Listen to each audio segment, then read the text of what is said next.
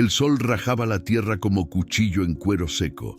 No era solo calor, era una sequía tan brava que los árboles se rendían, los animales gemían y la esperanza se evaporaba antes de salir del pecho. Mateo tenía 7 años y caminaba descalzo entre piedras ardiendo. Su madre, doña Julia, yacía en un rincón de la choza con los labios agrietados y la piel pegada al hueso. Llevaba 3 días sin comer, sin beber, sin que nadie del pueblo se acercara siquiera a mirar. No hay médico, niño. Y aunque hubiera, ni siquiera podrías pagarle, le dijeron en la tiendita. Y agua, ¿no pueden darme un poco para mi mamá? Ya se acabó, el pozo está seco. Y mejor vete, niño. Dicen que lo que tiene tu mamá puede pegarse. Eso último era mentira. Lo sabían. Pero cuando la pobreza enferma, la ignorancia termina de matar. Y en ese pueblo, la miseria ya había podrido los corazones. Mateo no respondió. Volvió caminando, arrastrando un balde vacío que rechinaba sobre la tierra reseca. «Mamá», susurró, ya casi. «¿Sí?» Julia apenas respiraba. Cada vez que tosía, parecía romperse por dentro. Esa noche, mientras los grillos cantaban su lamento seco, Mateo salió al monte. Había una piedra grande en lo alto de un cerro, a la que su madre llamaba la roca que mira al cielo. De niño le decía que era como una oreja de Dios. Si un día no estoy, ve allí y habla fuerte. A Dios le gusta escuchar los gritos del alma. Mateo trepó, con las manos sucias, las rodillas heridas y el pecho hinchado de desesperación. Se arrodilló frente a la piedra. La luna lo alumbraba apenas. «Dios», empezó con voz temblorosa, «no soy sabio ni sé orar como los grandes, pero tú sí sabes todo, y tú sí ves. Yo solo tengo una mamá, y ella se me está yendo. Si puedes, si quieres, si te queda un poquito de amor por nosotros, haz que de aquí salga agua, no para mí, para ella». Se quedó así, con la frente pegada a la roca, llorando sin sonido, porque ya ni lágrimas le quedaban. A lo lejos, alguien lo vio, un anciano que cruzaba el cerro buscando leña seca. Se detuvo en silencio, lo observó largo rato, y luego se fue, sin decir palabra. Esa madrugada, Mateo volvió con las manos vacías, entró a la choza, su madre aún respiraba, apenas. Se sentó a su lado, le tomó la mano y como cada noche dijo bajito, «Te amo, mamá, no te vayas todavía». Y se durmió abrazado a su vientre, como cuando aún cabía dentro de ella. Lo que no vio es que en la punta del cerro, una gota oscura rodaba lentamente por la piedra. Solo una, pero a veces una sola gota es suficiente para anunciar un milagro. El amanecer llegó sin piedad. El aire caliente no refrescaba, solo quemaba lento. Mateo despertó con el estómago vacío, los ojos hinchados y la garganta seca como el polvo que lo rodeaba. Al voltear, vio a su madre jadeando. Su piel estaba pálida y sus labios ya no tenían color.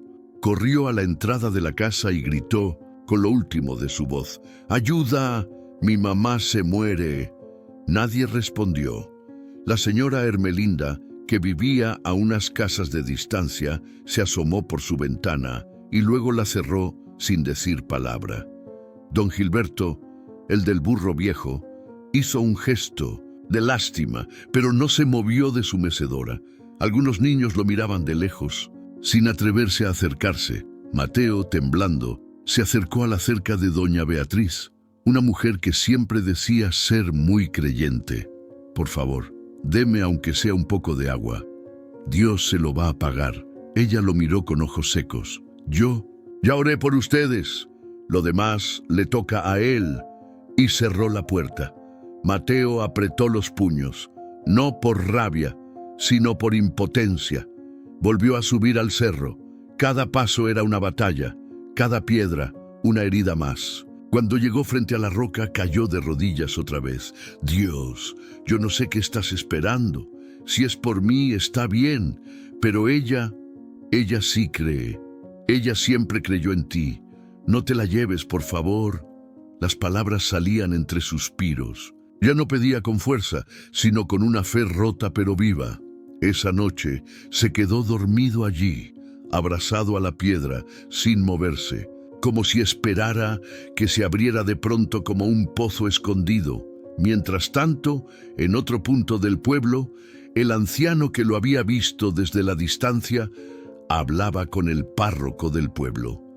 Era don Nazario, un viejo que llevaba años sin meterse en nada, pero esa madrugada algo le había estremecido el corazón. Ese niño no pide limosna, dijo. Está orando como si estuviera abriendo el cielo con las manos. El párroco solo suspiró. No hay agua, don Nazario, y sin agua no hay milagros. Pero el viejo no se rindió. Esa misma noche volvió al cerro justo cuando Mateo dormía. Lo encontró encogido, tiritando, con la frente apoyada en la piedra.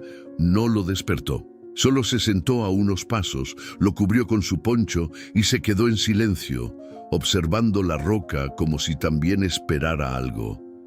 Y en ese momento, otra gota bajó por la piedra, luego otra, y otra. Era apenas un hilo, pero era real. Don Nazario, con los ojos abiertos como platos, colocó su sombrero viejo debajo del goteo y vio cómo empezaba a llenarse, como si aquella piedra estuviera llorando por el niño o por el mundo. El sombrero de don Nazario goteaba en sus manos. No era lluvia, no era rocío, era agua que salía directa de la piedra, clarita, templada, como si viniera de adentro de un corazón vivo. Dios bendito, susurró el viejo. Esto no es normal. Mateo seguía dormido, pero su rostro parecía descansar por primera vez en días. Don Nazario no perdió tiempo. Quitó su poncho, envolvió al niño y bajó con él entre los brazos, cargando con el sombrero lleno de agua. Era poco, pero en ese momento era todo.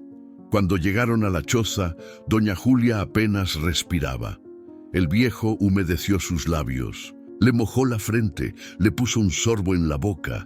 Ella se agitó como si el cuerpo recordara lo que era estar vivo.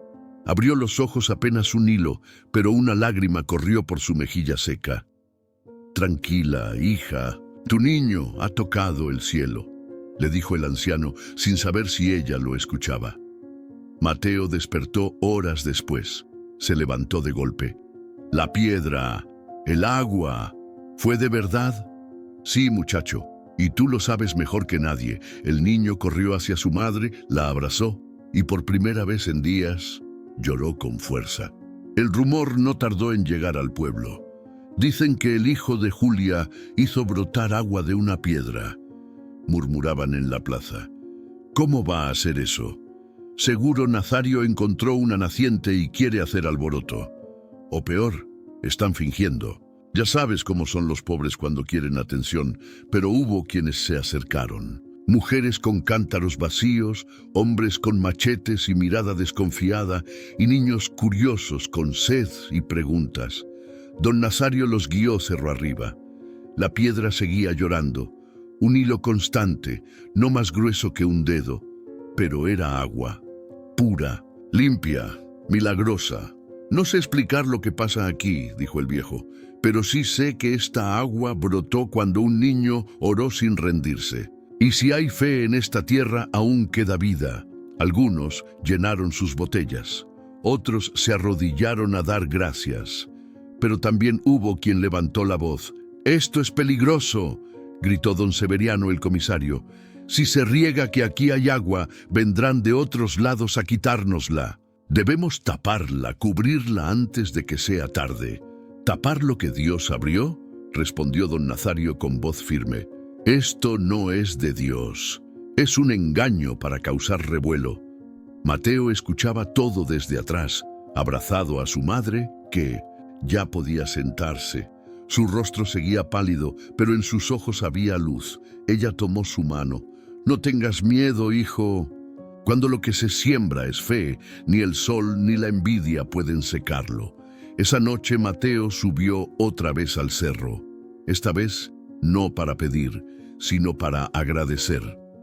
Pero lo que no sabía era que alguien más también lo había visto, alguien que no creía en milagros y estaba dispuesto a apagar esa fuente, cueste lo que cueste.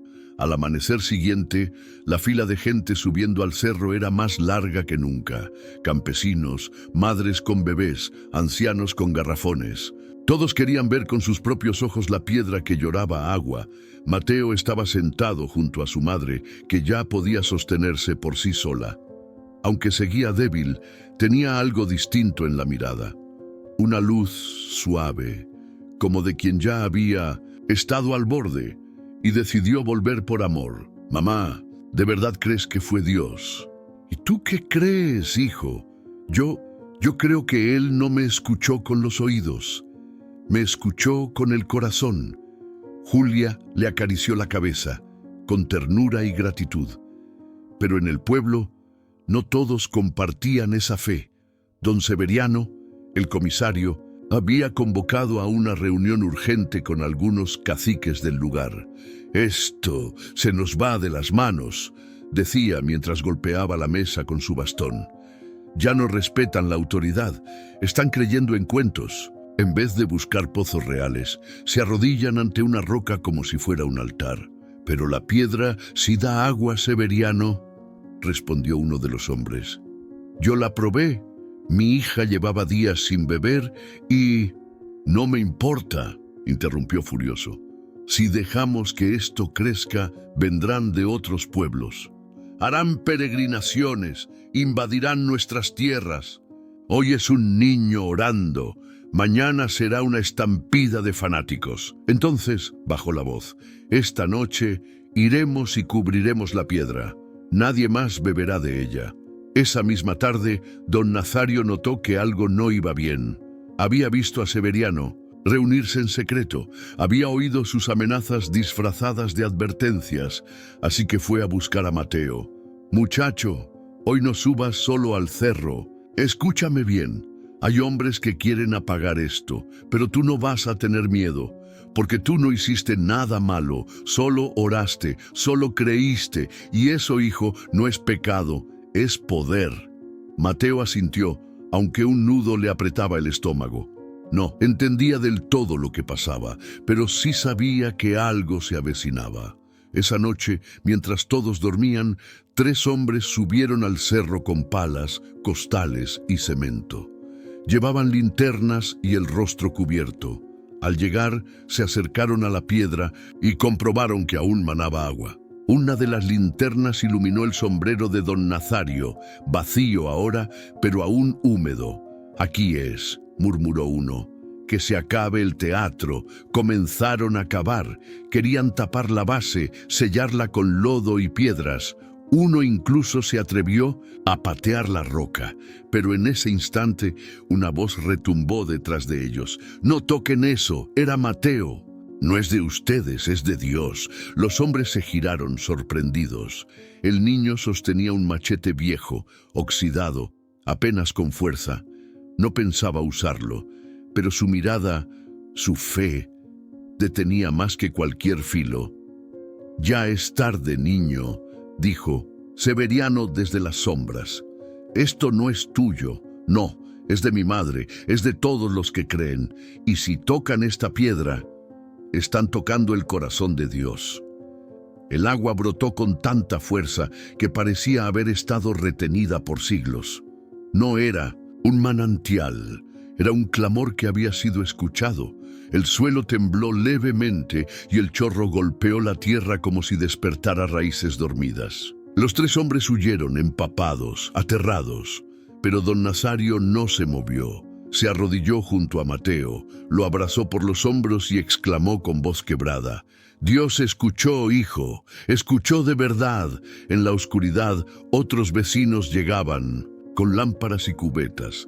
La noticia se había regado como pólvora. A la mañana siguiente, el cerro estaba lleno, no para celebrar, sino para agradecer. Madres, ancianos, niños, todos bebían del agua que brotaba incesante de aquella piedra. No se secaba, no menguaba, simplemente fluía como si viniera del cielo. Julia, la madre de Mateo, caminó con la ayuda de 2 vecinas hasta el lugar. Al ver a su hijo de pie, mojado hasta las rodillas, con los ojos rojos pero brillantes, solo alcanzó a decir: «Mateo, tú no oraste a una piedra, tú hablaste con Dios». Mateo la abrazó tan fuerte que parecía no querer soltarla nunca más. Días después, una carta llegó al pueblo. Era de la hermana de Julia, que vivía en otra región. Había sabido del milagro por voz de un forastero y, conmovida, decidió donarles unas tierras que ella nunca había usado. No eran muchas, pero estaban al pie del cerro, fértiles y cerca de la nueva fuente. El pueblo entero colaboró para construirles una casa de adobe, con techo de palma y un pequeño huerto. Don Nazario llevó sus herramientas. Las mujeres tejieron cortinas.